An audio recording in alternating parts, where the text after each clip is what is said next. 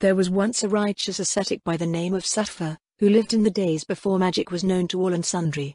He was a man renowned for his wisdom and virtue, and was a welcome guest in many countries.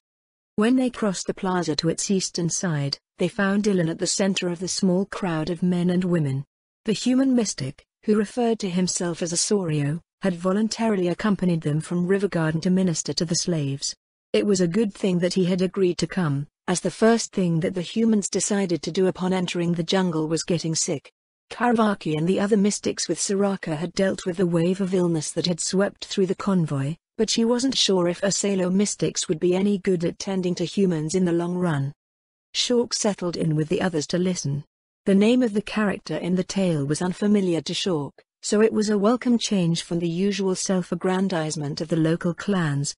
One day, Ilan continued, on one of the many long journeys he took between the nations to share his wisdom. Sattva and his disciple came across a deep pit. In that pit, they noticed a beastman mother with her 2 cubs. Sattva immediately saw that something was wrong. The mother and her children were all horribly emaciated, and it didn't seem like there was a way out. Furthermore, the mother paced back and forth, eyeing her cubs with a strange gleam in her eyes. Shawk's stomach sank as the monk described the situation. It wasn't going to be a happy end. Similar tragedies were said to have been common immediately following the appearance of the demon gods. The jungles burned and the animals were driven away, many fell upon one another in hunger-driven madness. Seeing that the mother was likely to eat her children, Sattva instructed his disciple to head to the closest settlement and ask for help while he remained behind to try and convince the mother to not eat her children. After the disciple left, the man turned back to the pit. In truth, they were far from any village and no words could sway one gone mad from hunger. He watched the family trapped in the pit for a while before casting himself in. Sattva died from the fall and the mother was able to feed herself and her cubs. The disciple returned a week later with several villagers who all knew Sattva. When they couldn't find him, they threw down ropes to help the Beastman family out of the pit and shared the provisions that they had prepared. The Beastman mother shared the tale of Sattva's fate with them, which shocked everyone. In the end, however, they celebrated Sattva's compassion before going their separate ways to spread the news of what had happened. "Wait a minute," a man from the crowd said, "why would the humans celebrate? He was a famous guy that just died to feed some stuck beastmen." "That is the most common response to the legend," the Sorio replied with a quiet smile. This Jyotika, a birth story related to one's many reincarnations, is an instructional tale, illustrating how the Dharma applies to the individuals involved. What's the Dharma? Simply put, Ilan said, the Dharma is the cosmic order that governs existence. When Dharmic religions and philosophies refer to it, they speak of living in accordance with that cosmic order. As one acts or even thinks in accordance with the Dharma or against it, Dharma or Adharma, their soul is marked with a tally called karma. Karma is what determines whether one is considered good or evil, and it also determines the realm and form of one's rebirth. In this Jyotika, we have 2 principal characters. The first is Sattva, the second, the mother. For the mother, eating her children is horrifically adharma. The state of her mind at the time does not influence the results of her actions on her karma. To both preserve the mother's karma and save her innocent cubs, Sattva sacrificed himself. In terms of karma, it is a net positive outcome. The man's face screwed up in confusion. And the beast man eating the guy isn't evil? Not in that situation, the Sorio replied. Dharma is confusing to most in the West. In the Draconic Kingdom, morality is dictated by the arbitrary mandates of the various faiths that dominate Western culture. But we're talking good and evil, the man said. How can good and evil be subjective? Dharma is not subjective, it is non-dharmic value systems that are inherently subjective. Dharma, on the other hand, is perfectly objective, and understanding the Dharma means that one understands the result of any potential karmic transaction. Religions like the faith of the 6, and, by extension, the faith of the 4, only apply to human cultures, and often not even then. Dharma, however, applies to all things according to the cosmic order. How do you know that? Who says that good and evil go according to this Dharma? Karma, Soraka corrected him. If it makes it easier, think of it as a balance or score. The more one acts in accordance with the Dharma, the higher one's karma score. The more positive one's karma score, the more good one is on the scales of the cosmic order. If one lives in a Dharma life, a life that goes against the Dharma, one's karma score goes lower and one becomes a viler as a result. Everyone's life tends to be filled with actions that range across the scale, so no one is perfectly good or perfectly evil. As for how we know, many religions have a type of holy warrior called a paladin. Are you familiar with them? The merchant nodded, and Soraka continued his explanation. They have anti-evil attacks that they often employ according to the prejudices fostered by their artificial morality. Those anti-evil attacks often fail as a result, and it confuses them to no end. This is especially true in religions that promote specific races over others or have a one-sided view of the world. They see enemies and assume that they are evil, and then they find that their specialized attacks are impotent. Even more absurd are the crusades that happen between two religions where paladins on both sides run around trying to smite one another. And they don't notice? The man frowned. I'm sure that they do, but people believe what they want to believe. Zealots, in particular, will come up with any number of rationalizations to defend their beliefs. But this Buddhism is a religion, no? It's bound to have zealots as well. Buddhism is not a religion, Ilan said. Religions produce divine casters. Buddhist monks and other related vocations, however, produce spiritual category casters as their priests. Buddhism is a philosophy that follows the path of enlightenment. Enlightenment in this case refers to a perfect understanding of the Dharma and how it applies to all things. By obtaining perfect enlightenment, one may achieve nirvana and transcend the otherwise endless cycle of rebirth and suffering. The humans in the crowd remained unconvinced. Shork wasn't sure what to think of it herself. She didn't know much about magic, but the idea that one could become a caster by following a philosophy was unheard of in Roland Gork. If natural spirits and the gods granted power to those who worship them, then where did Ilan get his power from? I dunno, the merchant said. How I hear it, you're saying that it's fine for beastmen to raid us. It would be simpler to think of things in terms of relationships, the Saurian replied. One relationship is that of predator and prey. It is in accordance with the Dharma for predators to hunt prey, but prey fleeing or defending themselves is also in accordance with the Dharma. Humans killing beastmen in self-defense or beastmen eating humans out of predatory practices are both karma-positive actions within the context of a predator-prey relationship. Doesn't that mean everyone involved ends up being good? Well, I can't speak for what they do outside of raiding or defending their communities, but this form of raiding is not evil.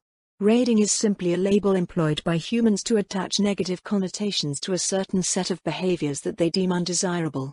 In other situations, raiding is considered a positive customary practice or an efficient military tactic. So if some beastman in this city comes and turns me into a snack, that's fine. Once again, Ilan said, consider it in terms of relationships between individuals. In Lady Shork's clanhold, for instance, you are members of the same community. That means the warriors here are no different in their relationship to you as the soldiers you depended on for security in the Draconic Kingdom. Lady Shork herself would be something like a noble, and her responsibilities would be similar to those you're familiar with. When one considers the world through dharmic principles, everyone and everything has place and behaviors expected of what they are. Meaning that providing security for the humans here is especially important. Soraka plopped a paw on Shork's head. Since they're not recognized by the vast majority of the city yet, the risk of accidents is high. As a lord, you have your own dharma to follow, Raja Dharma, or the way of kings. They left the Surya to his teachings, making their way back around the plaza. How come you haven't been teaching me that Raja Dharma thing? Shork asked. I have been, Soraka replied. Raja Dharma requires an understanding of Dharma in general, as rulers guide society as a whole. It is not simply statecraft, it is enlightened statecraft with the goal of creating a thriving, enlightened society. Like the Beastman Confederacy? The Nar Lord let out a rueful chuckle. Well, just saying that it is doesn't make it so. An enlightened society is populated by enlightened individuals, and new individuals always enter society. Furthermore, few achieve true enlightenment and one's understanding and will to follow the Dharma is always tested, so society as a whole is never fully enlightened. A lord's role is to ensure that the land and its people can live according to the Dharma in whatever state their subjects and territories find themselves in. It seemed vague, but Shork thought she understood what he was talking about. An enlightened society was a harmonious society, but harmonious according to the Dharma rather than any laws fashioned by people. No matter the species or culture, Dharma was the same. Thus, it could be employed as a universal measure. It was not a set of arbitrary, black and white rules that one had to adhere to. What was right was dependent on the situation and the individual. No matter where one was, as long as they understood how everything fit together, they would know the right thing to do. The humans, however, still had trouble understanding, or at least accepting, what the Saurian shared with them. It was strange considering that Ilan was a human himself and should have had an easier time relating to them. "You didn't seem surprised that Ilan isn't getting through to the others," Shulk said. "I've seen it before," Soraka replied. "Many times. When my assignments send me to areas of the world where humans are known to be present in advance, Buddhist missionaries usually volunteer to come with us." "And it's hilarious," Jiraka said. "Those monks go in all well-intentioned and get accused of spreading a cult that encourages humans to be docile and accept being eaten." "Well, those people miss the point entirely," Soraka said. "Members of especially superficial and insular cultures only see the threat that foreign thinking represents to them. And it's not just humans who react that way. Ilan's experience is just limited. As with the people of the Draconic Kingdom, many elsewhere have an arbitrary sense of morality thoroughly ingrained in them through culture and religion. Furthermore, their value systems tend to be narrow in focus. Also, every species has its quirks, and some have a nature that is more problematic than others. Like that one crazy insectoid hive," Jaraku said. "I wouldn't call them crazy," Soraka replied. "Each member of their race is specialized for a certain role, so they readily embrace the principles of enlightened culture internally. They just have a problem applying it to outsiders because literally everything is an exploitable resource or a threat to them. Then you have their scent-based communication that doubles as a sort of drug to spur various behaviors. If a scout lays down a trail of scent markers for food, then those who respond are essentially set to gather food, whatever that food is. Yeah, and if one uses a threat marker, they all go berserk and no amount of talking will stop them from trying to rip you apart." It almost sounded like they were talking about giant ants. Maybe it was some sort of ant demi-human. "Doesn't that mean that once something bad happens it stays like that forever?" Shulk asked. "It's hard to fix." "Yeah," Jiraka said. "Once the hive decides you're a threat, or food, every time a scout finds you, you can expect a whole bunch of her drugged-up sisters to follow up." "It's a good thing there isn't anything like that in Rolengork," Shulk said. "Maybe there was," Jiraka replied, "and they were obliterated a long time ago. A lot of insectoid hives meet that fate because they're like that." Their stroll brought them to another group of people, this time consisting of both beastmen and humans. The humans were sitting under a large pavilion where they watched the beastmen examine their work. "What's going on?" "Oh, hello Shulk," one of the beastmen replied. "We were just looking at how your humans weave cloth." The cloth in question was one of the many blankets woven out of nug wool on the way upriver. Shulk then realized that most of the beastmen present were tailors. "Is there anything wrong with it?" Shulk asked. "We can make out how it's made, but it's their tools that make me envious. They can spin an incredible amount of yarn very quickly with that wheel thing." Supposedly, the humans had even more complex tools that they couldn't bring along with them. Fortunately, they could be manufactured once the appropriate facilities were raised. Shulk had no idea how any of the contraptions the humans used worked. She also had no idea how the beastman tailors understood what was going on. "Is it something you want to try out?" It was only after the words left her mouth that Shulk realized that there might be a problem. The Osalo tailors present were already working professionals. Could they become apprentices again? Maybe there was a different arrangement for that sort of thing. "You wouldn't mind?" one of the Osalo tailors said. "Quite frankly, I'm afraid I'd break the thing." Shulk looked over at the human tailors. "Will it break?" she asked. "Not unless someone goes out of their way to break it, Lady Shulk," a woman replied. "The spinning wheel's made out of wood and iron. If you can handle yarn, you're not going to randomly destroy it." "Then, if I may." The Osalo tailor ducked a fit under the pavilion. One of the humans got up and stepped away from her spinning wheel. "Is there anything special that I need to do?" the Osalo tailor asked. "It's not much different from doing it by hand," the human replied. "The wheel does the twisting and puts the yarn on the spindle. You drive the wheel by pushing this pedal here. Aside from that, all I have to do is tease out the fibers as usual?" "That's right. The spinning wheel started moving as the Ozalo tailor did as he was instructed.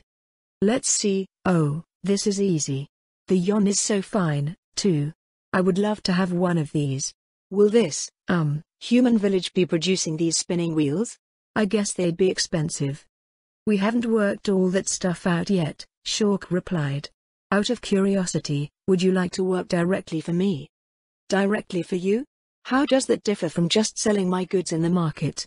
That's a good question, which I don't have the answer to. Shulk sent what she hoped was an inconspicuous, pleading look at Davy. The Nar merchant rolled her eyes in amusement. At some point, Davy said, Shulk's merchants will be managing market orders. I haven't seen them used in Rolengork, but you can think of it as them issuing requests for goods of a certain quality that you can fill. For instance, the Merchant Guild may determine that the seasonal needs of their members include roughly 10,000 burlap sacks capable of carrying 50 kilograms each. So I can make jute sacks that meet those requirements and sell them to the Merchant Guild? That's right, Davy replied with a nod. What are the advantages and disadvantages of selling to this Merchant Guild? It's a guaranteed sale, for one. An artisan won't have to sit in the local market for an hour or more waiting for people to purchase their goods. Instead, they accept an order from a merchant and complete the order to receive payment. A merchant? Not the Merchant Guild? A guild is a regulatory and administrative institution, Davy said. It's the members that are the actual professionals. The role of a guild is to ensure that its members conduct business according to certain standards. A merchant guild provides various services for merchants, such as banking, tracking market data, acting as a middleman for transactions, and organizing commercial activities. As artisans, it is in your best interests to take advantage of what guilds offer by becoming members. We'll have to look into that. Could you describe how dealing with this merchant works? That depends on how Shulk wants to set things up, Davy replied. Where do artisans here usually work? At home, the tailor said, or somewhere nearby. The entire family works. My wife and I do the spinning and weaving while the kids forage for jute and help process the fibers. Forage. Soraka furrowed his brow. You don't trade for the jute? There's no need. We can find jute plants along the lake and the river. We just have to get them before the nug ranchers come around with their herds. Oh, if we're working with nug wool, we must trade for it, of course. Soraka and Davy fell silent for a moment. Was there something wrong with what the tailor said? In that case, Davy told them, there are several options to go about doing this. The first is to continue using your homes as workshops. A merchant would travel from home to home with their cart, providing the raw materials to fill each order and receiving the completed products. Your family would be able to focus their time on the production of tailored goods, or even have some free time if things are profitable enough. That does sound nice, but how much would we be paid if we don't provide the materials ourselves? Wages are yet to be determined, but you'll be able to live off of it. How many jute bags can you make in a day if you're provided with the yarn? Of the specifications from before? Around 20. My wife can do about the same, as well. And how much would you normally receive for that many? Davy asked. It depends, the tailor answered. On average, we'd probably get 6 portions of meat for 10 sacks. But we'd only make 10 sacks in a day because most of our time would be taken up by gathering raw materials and processing them. I see, Davy said. In that case, the merchant would probably be paying you around 5 copper coins for 20 sacks. The Beastman tailors exchanged silent looks. As a daily wage, one of them said, that's far better than what we usually make. You mentioned that there were several options. What were the others? They're further down the road, Davy replied, but they involve centralizing production by creating large workshops, manufactories, or factories, for short. They'd be filled with the tools and machines you see here and you would become employees of the factory. Wages would go up since you'd be producing more goods overall and the industry as a whole becomes more efficient. You also get more opportunities to socialize with others, if you're someone who appreciates that. Well, that sounds even better, but if we work in this factory, we'd risk losing our homes or at least getting robbed. Shulk will figure something out, Soraka said. If you'll excuse us, we need to move on to our next bit of business. Of course. We look forward to what you spoke of. Soraka led Shulk away, heading toward the upper terrace. When they left the plaza, His steps slowed. Is something wrong? Shawk asked. You reacted strangely to some of the things that they said, too. It's nothing new, Soraka answered, just a bit of reality here that took about this long to sink in. I think it's an amazing opportunity, Davy said. What is? Shawk glanced between the two. In short, Soraka said, it's chaos. Kostarfi exists in a state of near anarchy. Everything is common land. Property rights don't exist. One's home is only one's home for as long as one can hold on to it.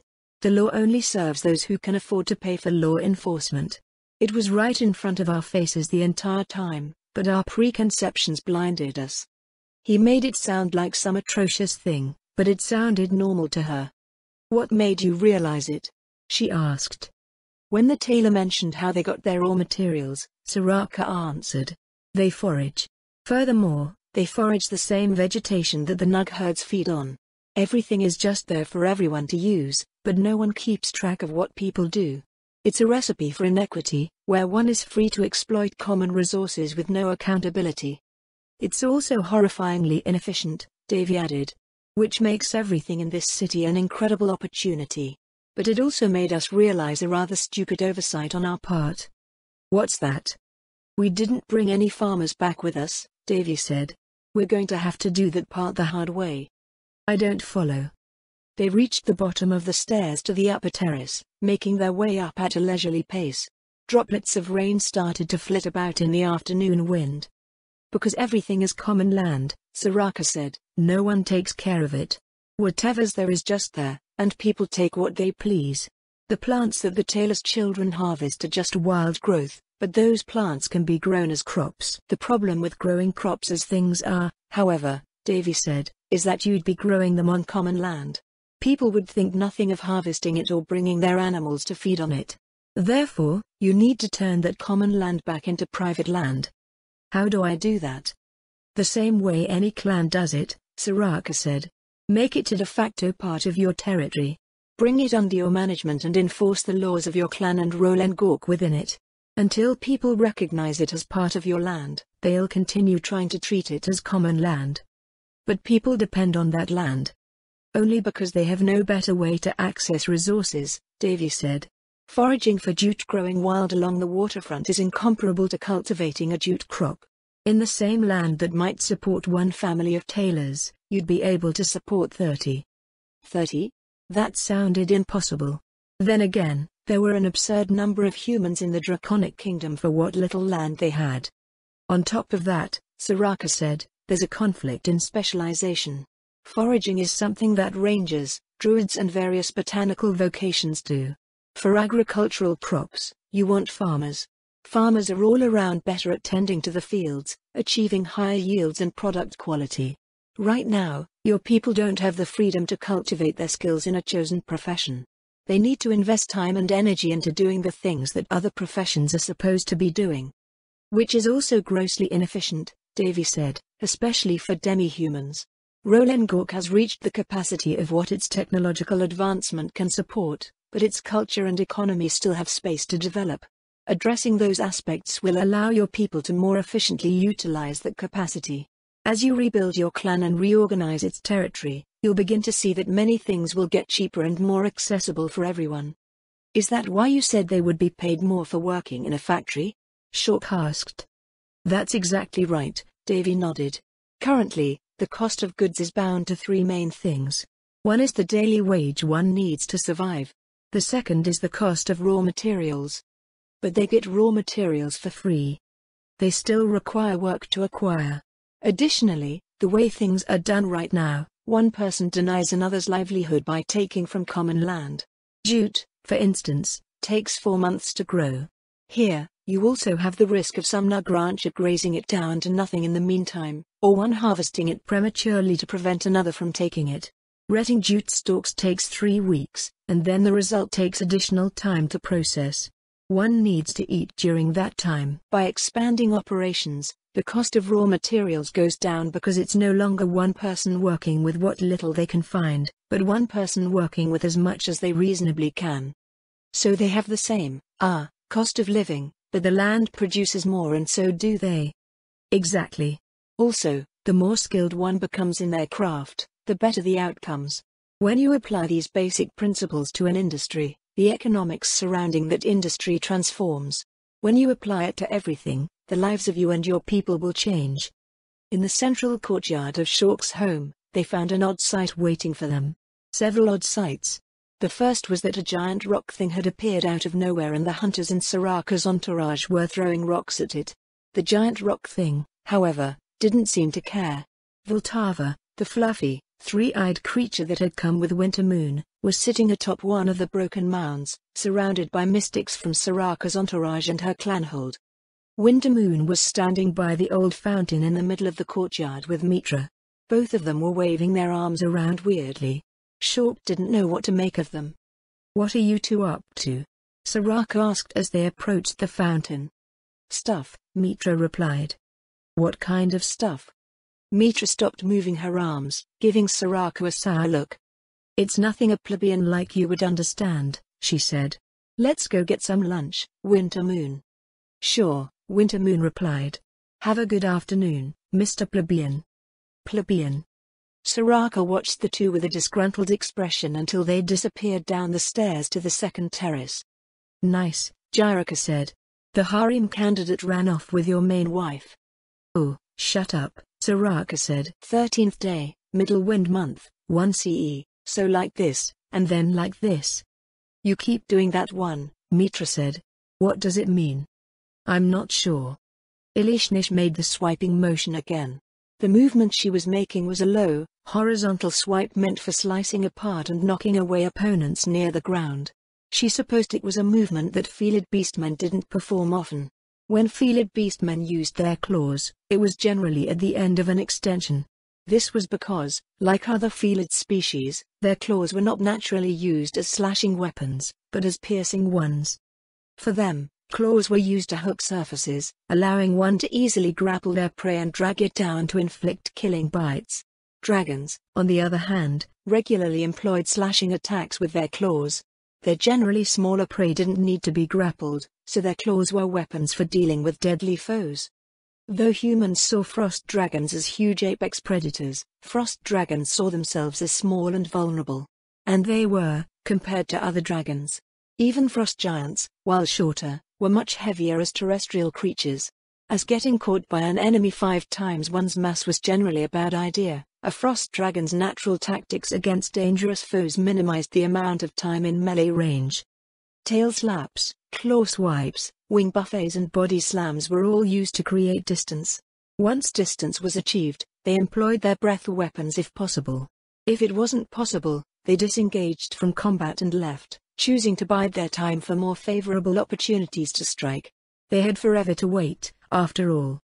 Pouncing and grappling were reserved for ambushes and attacks against targets that a frost dragon decided were weak enough to directly take down.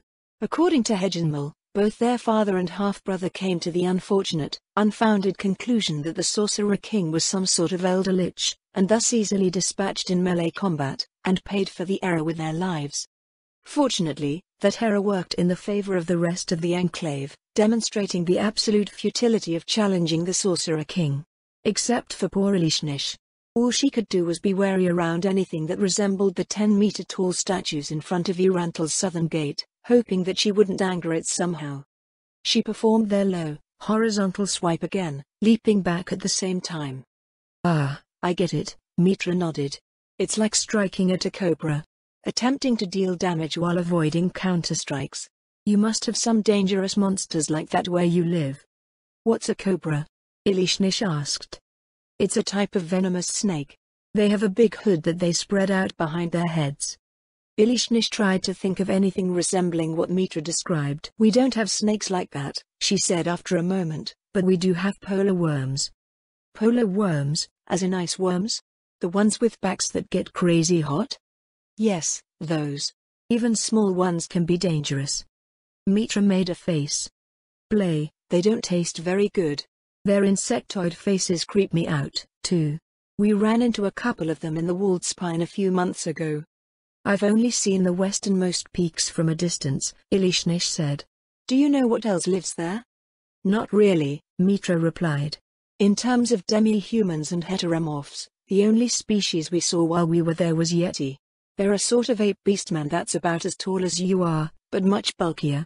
They're delicious though, they've got thick layers of fat and muscle under their shaggy hides.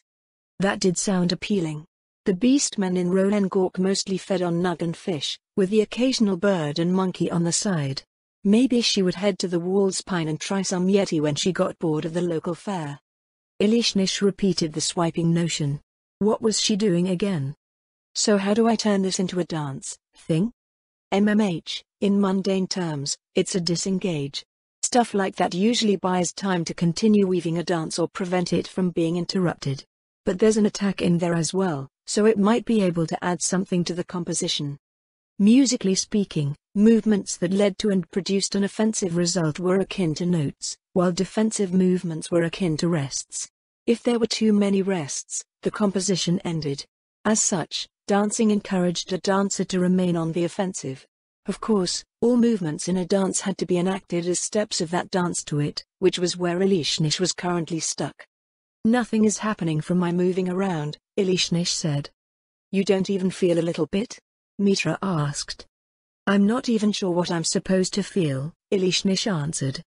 Don't worry, you'll know the moment it happens. I was like that too at the start. It was frustrating, but once I started producing results, I got so excited that I couldn't stop trying to figure more stuff out. Martial arts are like that, too, Kasturi said from nearby. That depends on how people train, Soraka noted. Singular drills lead warriors to grasp a particular martial art quickly, but they get stuck after that. Proper development of martial arts needs the big picture to conceptualize. Training randomly doesn't get one anywhere.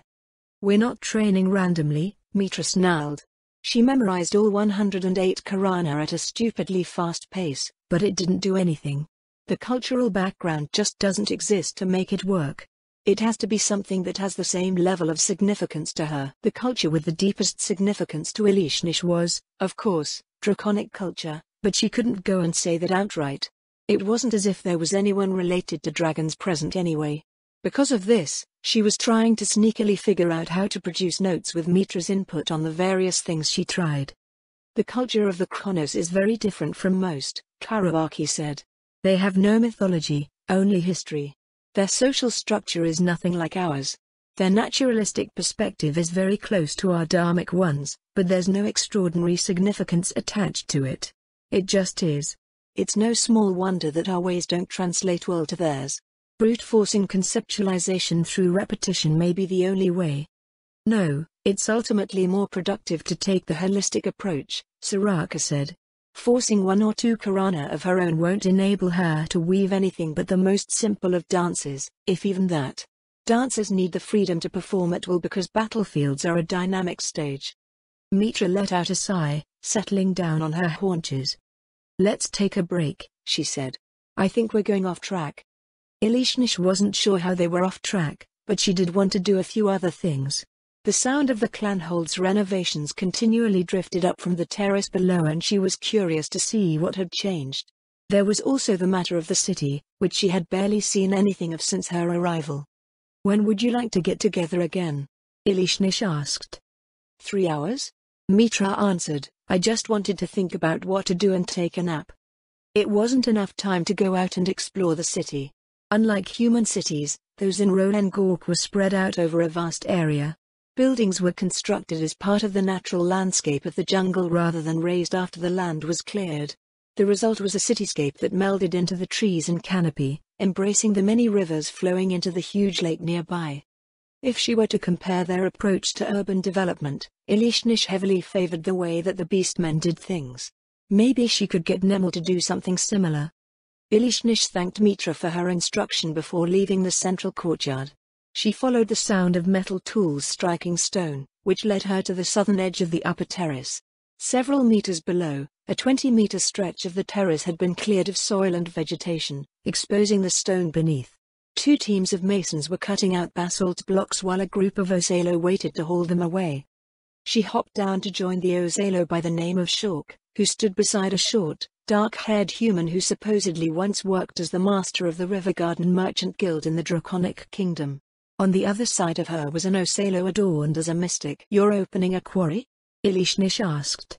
Both the Osalo and the human started at her question. Where did you come from? Shork asked. Ilishnish pointed a claw upward. Their gazes followed the gesture to the terrace above. You jumped down? Shork furrowed her brow, but I didn't even notice you land. Sorry, it's a habit. You don't have to apologize, Shork said. Everyone does that here. It's just that most people can be noticed once they get close enough, never mind doing stuff like that. Well, I am an expert hunter. I thought you were a bard. Are you a bard, or a hunter? Yes. Shork looked up at her in confusion. Was it so difficult to grasp? Are bards in Roland Gork incapable of hunting? Ilishnish asked. I guess there shouldn't be any reason why they can't, Shork answered, but I usually see them perform for their meals. Bards are always highly placed in the clans, so they don't have to do anything like hunting. You don't have any of your own? We haven't been a clan for a long time. Everything and everyone is scattered and I have no clue where most of the pieces went. Maybe when we get stronger, we'll have some bards come to us. It wasn't surprising that Mitra wanted to chronicle what was going on here. If she didn't, no one would, and the tale of Shork's people would be lost to history. The Nard answer always framed it in a light-hearted way, but it was a matter of utmost importance to bards. Does your clan have a name?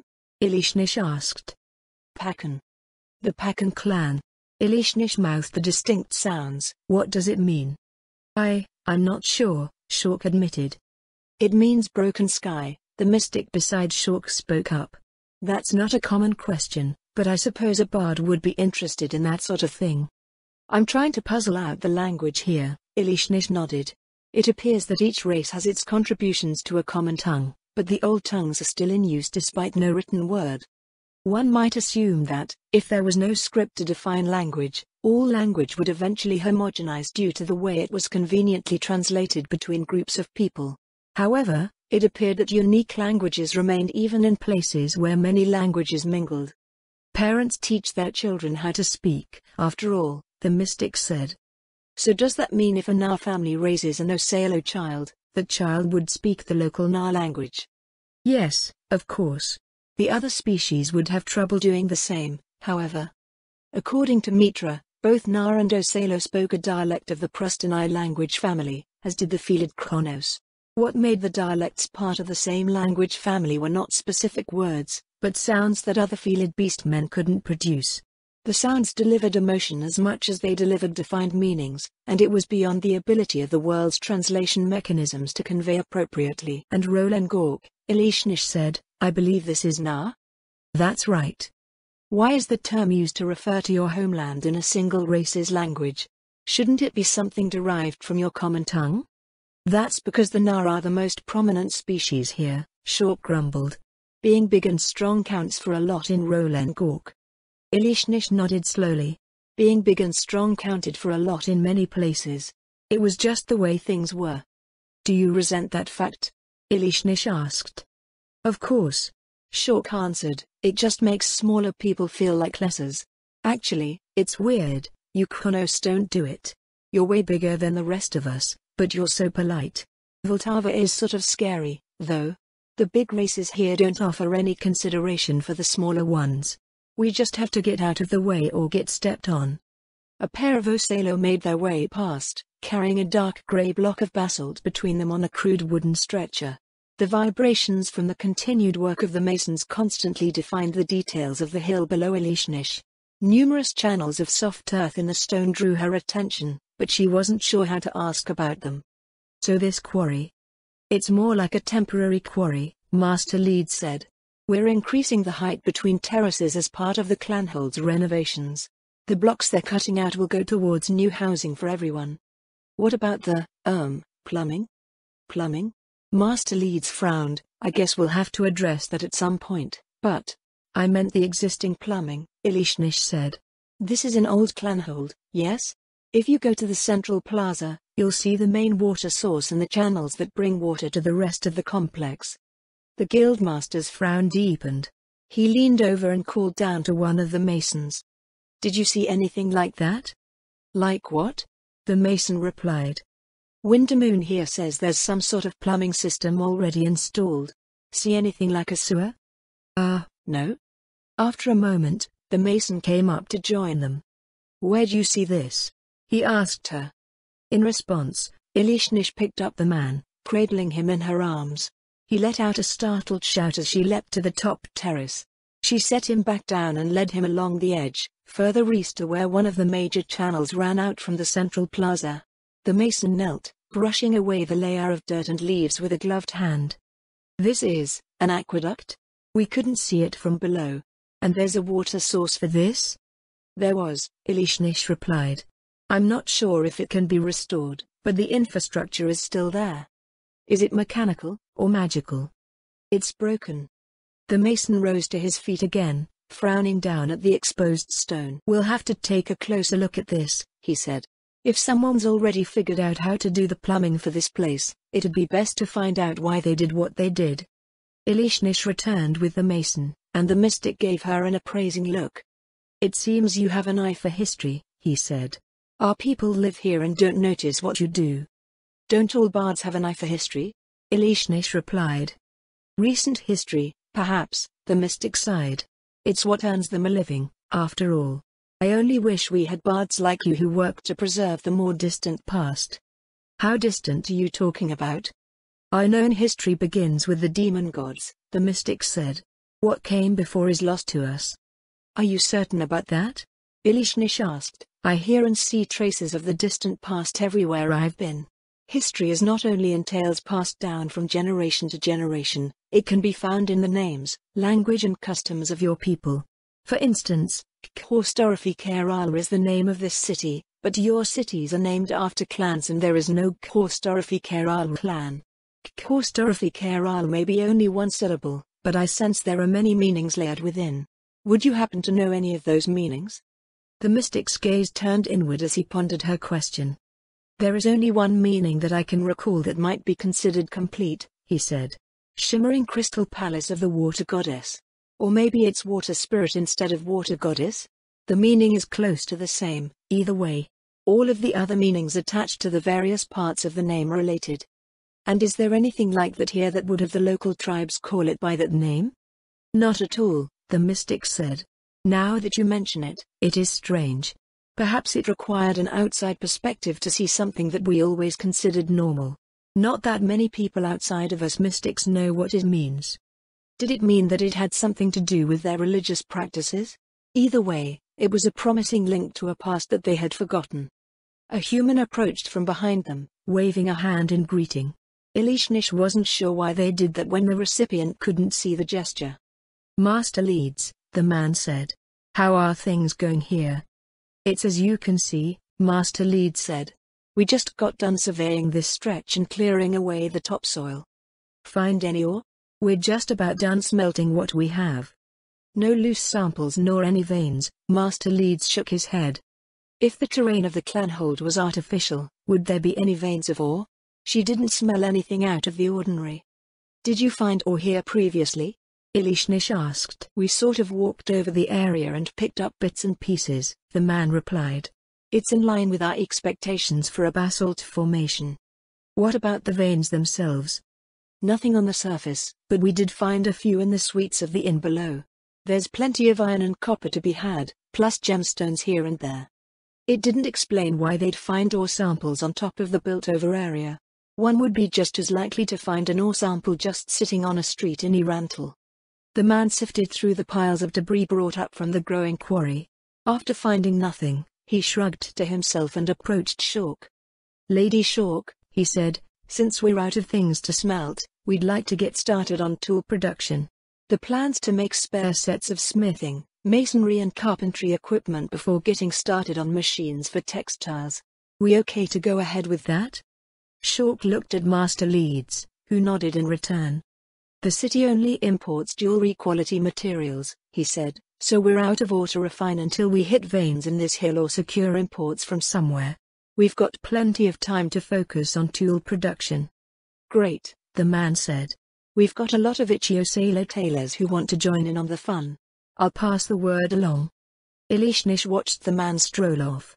It had only been a few days since their arrival, yet he now looked completely at ease walking through streets lined with beastmen. Her gaze turned to Shawk, wondering if the effects of a beastman lord worked on humans. Since the effects of an undead lord, or whatever Lady Zaradnik counted as, worked on everyone in her territory, it seemed entirely plausible. What is it? Shawk asked. You seem to be slipping into your role as a lord rather well, Ilishnish said. The Osalo seemed to brighten, though her tale and posture became bashful at the same time. Really? I feel like I'm being buried in all sorts of new stuff, but I guess things are moving along. Honestly, it all seems surreal. Like a dream that I'm being dragged along in. How do lords work in Rolengork, anyway? Ilishnish asked. From what I've seen so far, it's just the strongest people on top of everyone else. Well, you have to be strong to defend your territory against raids, monsters and magical beasts. The lords all around the border are lords of warrior clans. The ones in the interior are mostly civilian clans. Kostorofi Keral doesn't have any presiding clans, though. The lords that you might see here are the powerful lords from elsewhere getting together to do important things. People won't have a problem with you re-establishing your clan here? I don't know, to be honest. This area is our ancestral land, so I don't think anyone can say we have no right to do so. From what I've seen in my travels, people in power tend to want to maintain the status quo. There may not be any ruling clans here, but I'm sure there are interests that would act in a similar fashion. Jirika did warn you about the less than savory elements of the city, Lady Shawk, Master Lead said. Dealing with petty crime is a constant thing. Also, you never know how people will act until something that they consider important is threatened.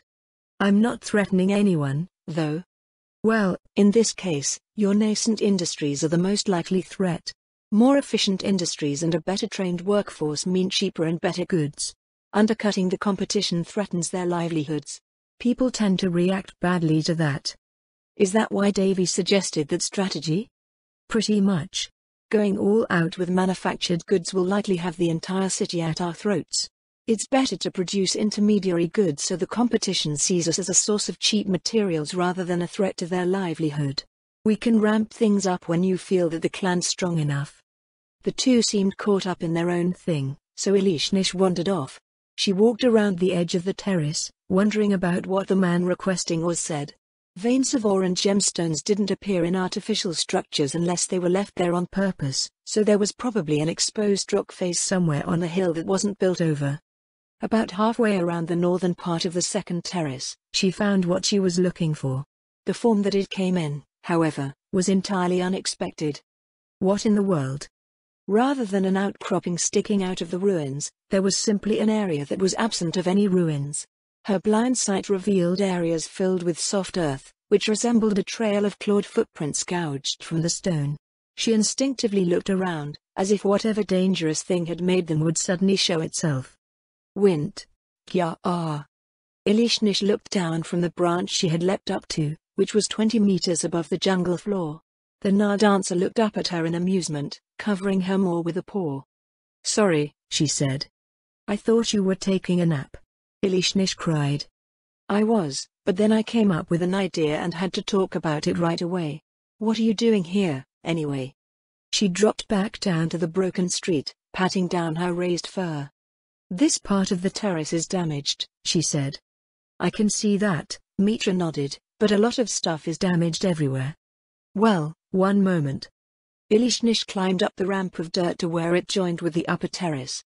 Her Felid Chronos appearance didn't confer the burrowing ability of frost dragons, but she was still able to expose the stone within a few minutes. With most of the dirt out of the way, one of the huge gouges she had detected with her blind sight was plain for all to see. Yikes, Mitra said. What did this? An ancient red dragon? If I were to guess, Ilishnish said, the same thing that turned this place into a ruin. So a demon god, but how did you detect this? Felid Chronos are natural rangers, Ilishnish replied. This is a glaringly obvious one, to my senses. Wow, I'm so jealous, Mitra said. All we now have is brute strength and some stalking ability. Can you find more of this trail? Maybe it'll lead somewhere. Ilishnish gestured to the gully carved through the destroyed terraces below. That's probably its trail, she said. It came up from the north to destroy the top terrace. What does local legend say about the demon gods that appeared here? What sorts of creatures were they? Something invisible, maybe an air elemental? There was a fire creature too. Something else swam up the river, destroying all of the cities along the way. There's an old dam down below that was made of enchanted stone, so we're guessing that whatever wrecked this place was at least as strong as I am. She could never land any hits on Mitra while they were sparring, so that was extraordinarily powerful by the measures of the local beastmen. If the local beastmen were as strong as the beastmen of the past, they had absolutely no chance. Do you know if there was a dragon lord here before that time? Ilishnish asked. It feels strange that there isn't. It is, and it isn't, Mitra replied. How much do you know about the Eight? The Eight? Ilishnish furrowed her brow. Do they go by another name?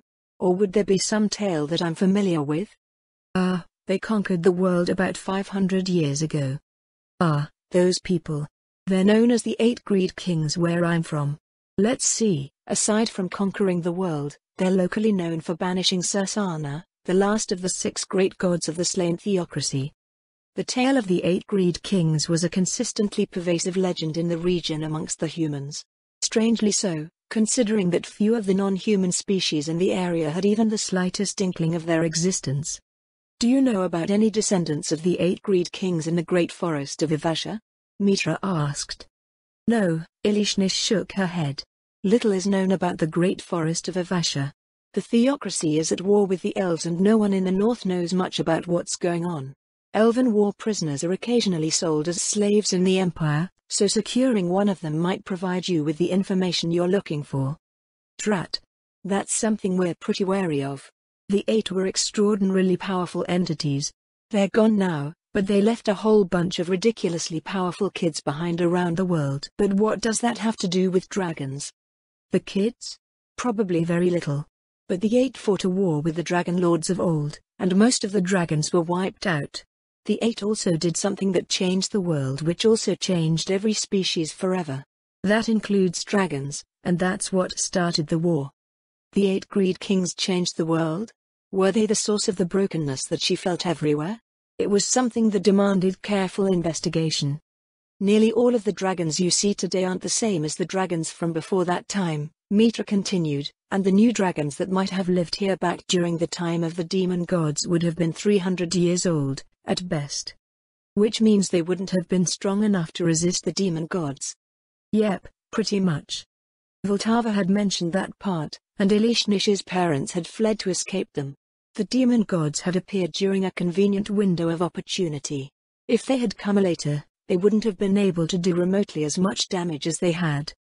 Maybe I can find more clues about the demon gods around the city, Ilishnish said. By the way, what was the idea that you wanted to talk to me about? Mitra stared at her for a moment before putting on an innocent expression. Sorry, she placed her paws atop her head. I forgot.